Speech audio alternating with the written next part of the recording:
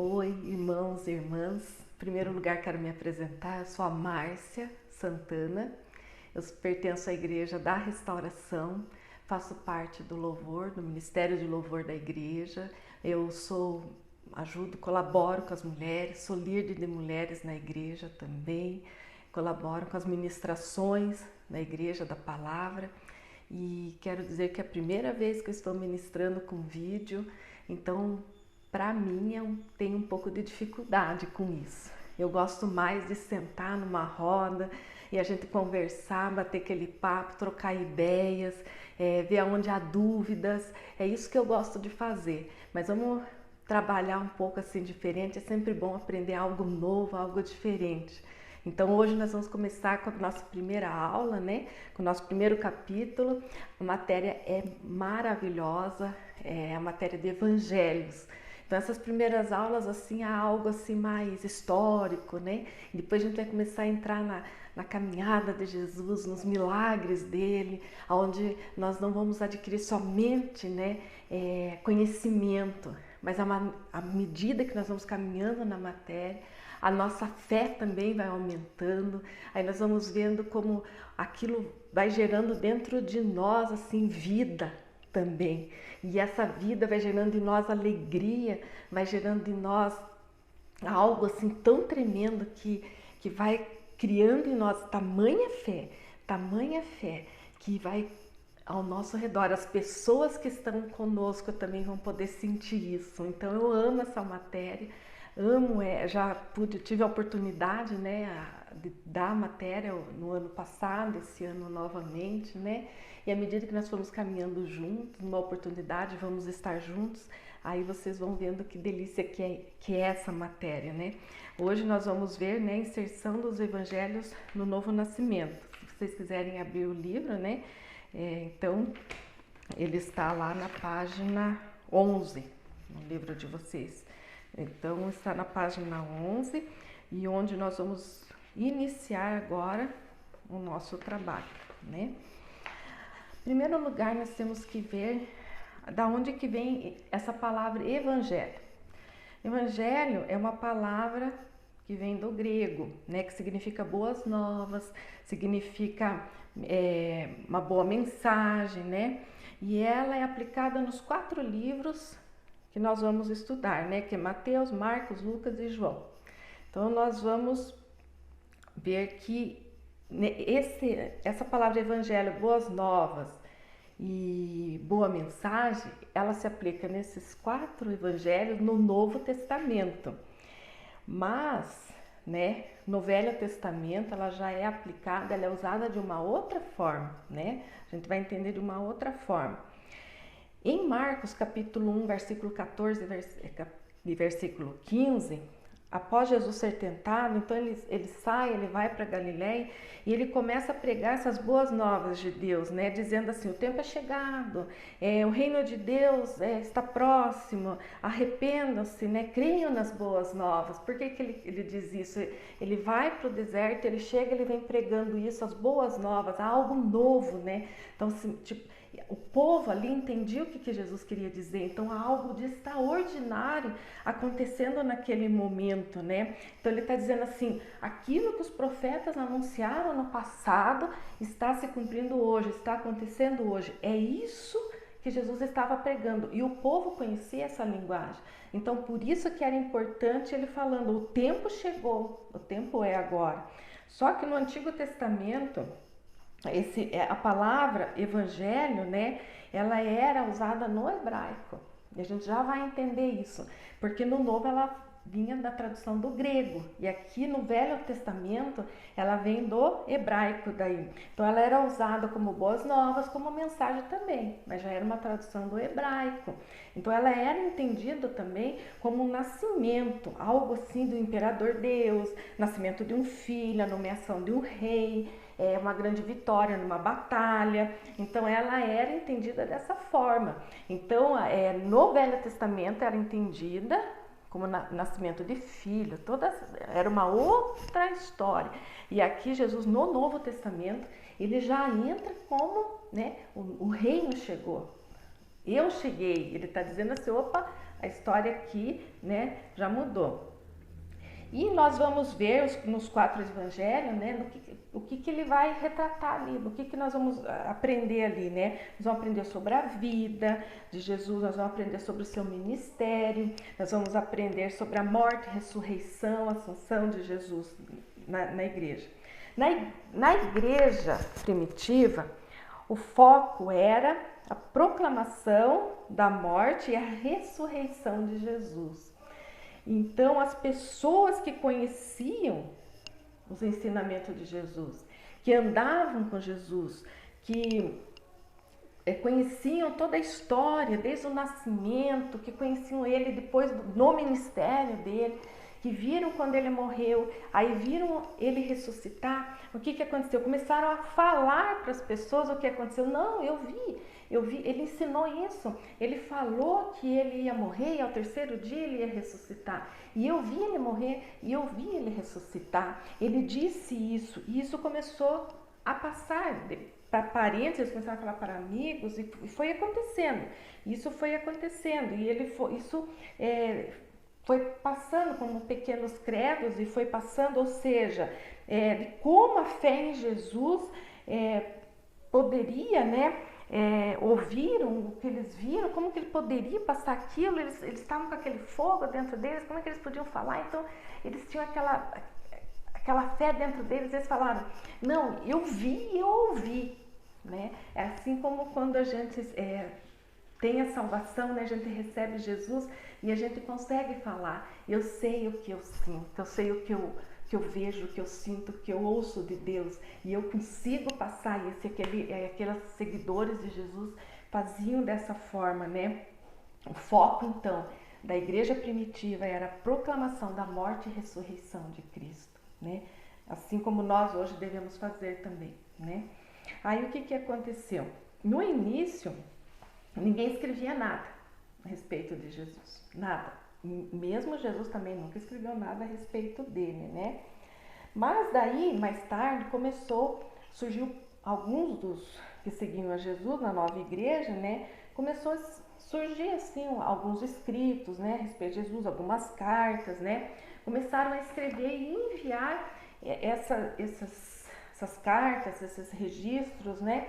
Para outras pessoas, para outras cidades, começaram a ter esses registros, né? Mas Jesus não escreveu nada a respeito de si, não disse para que os discípulos escrevessem, mesmo porque os próprios discípulos, eles não acreditavam que eles pertenciam a alguma religião nova, alguma igreja nova, então eles não criam nisso, né? Então, por isso que eles não deixaram nada relatado, né? E os primeiros cristãos que criam em Jesus, né, eles criam que Jesus já cumpriu o tempo, né? Que Jesus já voltou, né? Então Jesus já veio, então já está cumprido o tempo. Então Jesus já veio para aquele tempo. Eles não criam assim que Jesus ia passar muito tempo para depois ele vir. Então não havia necessidade de escrever nada. Então para eles foi isso que aconteceu, né? Mas mais tarde, alguns desses textos, dessas cartas, desses relatos, o que aconteceu? Começaram a ser lidos nesses cultos, né, primitivos, por esses cristãos, né?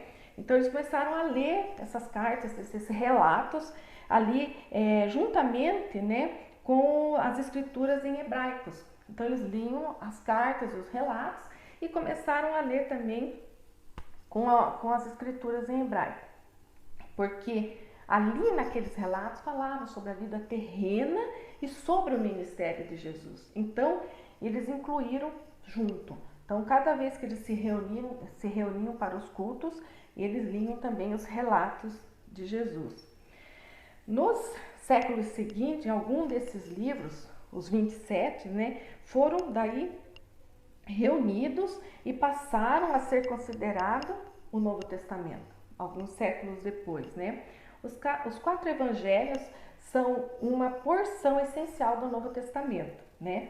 Que por isso que é tão importante entendermos o que vem a seguir, né? O que nós vamos ler, o que nós vamos entender, o que nós vamos aprender a seguir, que é o período entre o Antigo e o Novo Testamento, a aceitação do Evangelho no canon, a confiabilidade da história e evidências arqueológicas, né? Temos que saber algo muito importante, né? Que a Bíblia, ela não precisa ser comprovada pelo homem. Isso nós sabemos, né? Para que possamos crer nela. A gente não precisa ter aprovação, ser comprovada pelo homem de forma alguma, porque ela mesma, né, carrega sua própria credencial. Mas Deus, em sua infinita misericórdia, né, Ele deixou muitas provas, muitas evidências, e é isso que nós vamos aprender agora.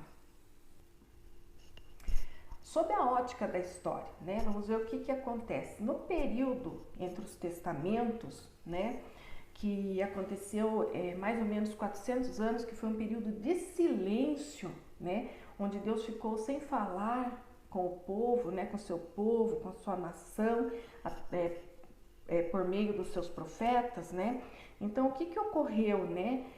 Ocorreram muitas mudanças nesse período, né? Então, o povo, né, foi cativeiro na Babilônia, né? E fez com que, nesse período de cativeiro, né, eles deixaram, né, de ser uma nação independente. Então, eles se sentiram assim uma pessoa mais fraca, mais inferior, né? Dentro de uma sucessão de impérios, né, que foi trocando tudo aquilo, né? Daí com a conquista da Palestina por Alexandre Magno em 332 a.C., né? Israel se viu ameaçado por um mundo assim, onde eles estavam helenizando ali aquele povo, o povo dele, o povo de Israel, né? E daí ficaram perdidos, né? A cultura deles estava se perdendo, a língua deles se perdeu e eles ficaram ali se sentindo fragilizados, né? Eles estavam profundamente decepcionados com eles mesmos, com o mundo, sei lá, tiraram a essência deles e tal. Então, daí, o que acontece? 2 generais, né, sucederam daí Alexandre, né? E daí formaram mais 2 dinastias, Ptolomeus do Egito e Seleucidas na Síria e Mesopotâmia, as quais lutaram pelo controle da Palestina por mais de um século. E o governo Ptolomeu considerava a sensibilidade religiosa do povo judeu, né? Então, tá, tudo bem, vamos só continuar tirando a cultura deles. Mas os seleucidas não. Falaram, opa, aqui não, religião não, esse povo, eles estão cativeiro aqui, mas a força deles está na religião. Eles estão ganhando força com isso, né? Então ele falou, não, vamos trabalhar aqui um meio aqui, ó, vamos pegar radical aí com esse povo aí. Não vamos erradicar a fé dele, não vamos permitir que eles continuem tendo fé, vamos erradicar a fé judaica. Mas aí Matatia com seus 5 filhos, né, Judas Macabeu, Jonatas, Simão, João e Eleazar, eles que são de uma família sacerdotal, eles se levantam, né, e eles começam, junto com os judeus, eles se levantam em oposição com os seleucidas. Então eles se levantam ali e eles falam, não vão, ninguém vai erradicar a fé de ninguém aqui. Nós vamos, e eles dão início a uma revolta, né, e não permitem. Então daí dá início à revolta dos Macabeus. E essa guerra durou 24 anos, mais ou menos, e resultou na independência de Judá até 63 anos antes de Cristo, né? E daí aconteceu o quê? Até esse tempo, 63 anos antes de Cristo, eles ficaram livres, né? Aí os romanos vêm assumir o controle de novo por meio de Pompeu, um general romano que tomou Jerusalém e após massacrar sacerdotes em serviço, entrou no Santo dos Santos e massacrou os sacerdotes ali dentro. E a dinastia, né, tomou conta de novo. Só que daí agora, Matatias, a família de Matatias, né, saiu do foco. perdeu o foco nessa altura agora aqui, e ao transformar-se num regime aristocrático, né, e helenístico. O que quer dizer aristocrático, né? Então ele se baseou assim no quê? Em privilégios de uma classe social. Ele, por ser herdado pela família, né, pelos pais, né, foi algo herdado, então ele monopolizou o poder, então ele ficou com aquele poder para ele falou, não, eu tenho poder, então ele mudou o foco principal ali, quando, né, em 332 a.C., a família não permitiu ser radicalizada da fé, eles manteram, né, o posicionamento. Agora aqui não, a família já perdeu o foco, né, a família do Macabeus ali perdeu o foco, e eles pegaram, monopolizaram o poder, e agora eles estão querendo helenizar aqui a fé dos judeus também. Agora que eles estão apoiando, né, o outro povo. E daí aqui depois na apostila de vocês vão ver ali o período dos persas, vão ver o período helenístico também, vocês vão ver aqui os asmoneus e os romanos. Então, do ponto de vista das escrituras, então 3 obras de grande relevância foram produzidas pelos judeus durante esse período intertestamentário. A Septuaginta, os Apócrifos e os Rolos do Mar Morto. A Septuaginta, a primeira tradução das escrituras do hebraico para o grego, tornou-se a Bíblia dos judeus que não residiam na Palestina e nem falavam a língua hebraica, que foi no tempo que eles estavam residindo no cativeiro babilônico. Quando eles estavam no cativeiro babilônico, então eles não falavam a língua hebraica. Então os judeus fizeram essa tradução bíblica para que essas pessoas pudessem estar lendo a Bíblia. Os apócrifos, né, que é uma coletânea de livros e adições dos livros canônicos, né, que são livros inspirados, foram usados pela maioria dos cristãos até a Reforma. Após a Reforma, a maioria dos protestantes resolveu, né, seguir o canon original pelo hebraico, né, em hebraico, diferente dos que moravam em Roma, dos romanos, né, e eles permanecerem, reafirmou o Concílio de Trento e do Vaticano e a aceitação dos apócrifos.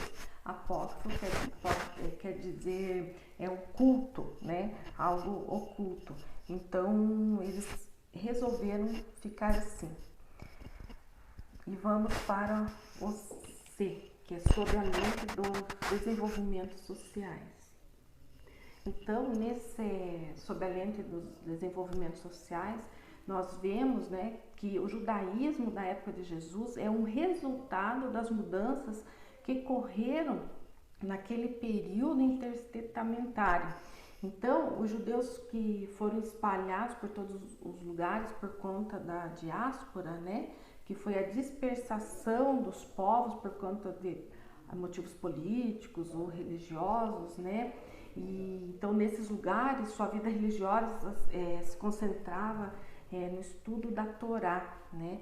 E no exílio Israel distanciou-se, né, do templo, e onde estava era cercado por práticas religiosas pagãs. A sinagoga surgiu em resposta à ameaça da extinção da sua fé. Então nela a oração substituía os sacrifícios que eles não podiam oferecer. Então a consagração pessoal, o relacionamento com Deus, que nós podemos ver nesse momento que está acontecendo com a nossa nação também, com o mundo, né? Que nós estamos privados de fazer muita coisa nos nossos templos, né?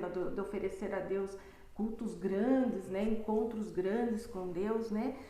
Nossas orações. Então nós podemos ver que eles também encontraram uma maneira de buscar a Deus de uma forma mais favorável, uma forma de agradar realmente a Deus, né? Então o que eles fizeram? Eles falaram, não, vamos achar um jeito de nós não perdermos a nossa fé. E eles fizeram isso, então eles se consagraram, eles buscaram um relacionamento mais íntimo com Deus. Então eles abriram as sinagogas e eles começaram a fazer os cultos da forma que eles sabiam como, que era certo fazer, né? Então eles preservaram ali o judaísmo, a forma que devia ser. Então ali eles prepararam o caminho para o evangelho, né? O evangelho cristão. E daí os saduceus, né, que eram muito religiosos, que eram políticos, que controlavam o sumo sacerdote, né, e eles queriam deter ali todo o poder, toda a parte, né, do sacerdócio ali também. Os fariseus, né, eles eram muito obedientes à lei, e eles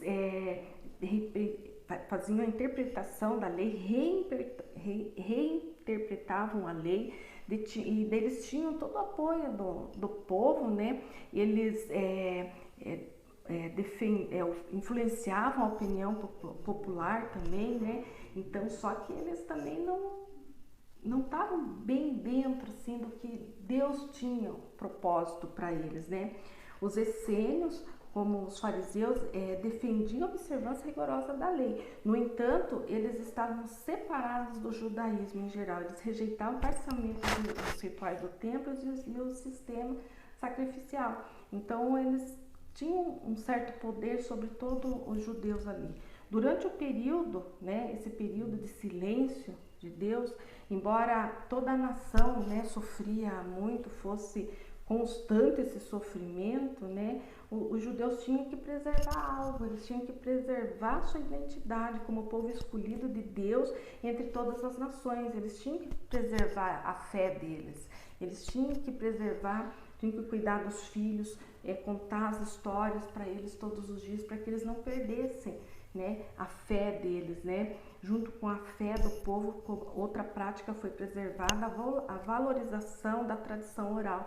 Eles tinham o hábito de estar sempre falando um para o outro, né? O que aconteceu, o que Deus fez, como Deus abriu o mar, como tirou a água da rocha, como a nuvem acompanhava no deserto. Então, tudo isso eles tinham que estar um falando para o outro. Então, eles tinham a tradição oral, né? Para que não houvesse um esquecimento, né, de tudo aquilo que Deus fez, como nós devemos estar sempre falando para os nossos filhos, desde pequenos, contando como Deus faz nas nossas vidas, né, contando como Deus nos sustenta, como Ele tem nos orientado durante a noite, como Ele resolve os nossos problemas. Isso nós devemos fazer, isso nós devemos estar falando. Porque quando a gente fala com os nossos filhos desde pequeno, quando eles são velhos, eles não se desviam do caminho. Então isso nós devemos fazer todos os dias. Os judeus, eles falavam para seus filhos, eles contavam todas essas histórias para que a fé não se abalasse. Eles tinham muita perseguição, muitos queriam destruir a sua fé, mas eles não conseguiram porque eles tinham uma tradição. A confiabilidade histórica. Então, existem 3 aspectos que fortalecem a confiabilidade histórica, tá? A tradição oral, a geografia histórica, as evidências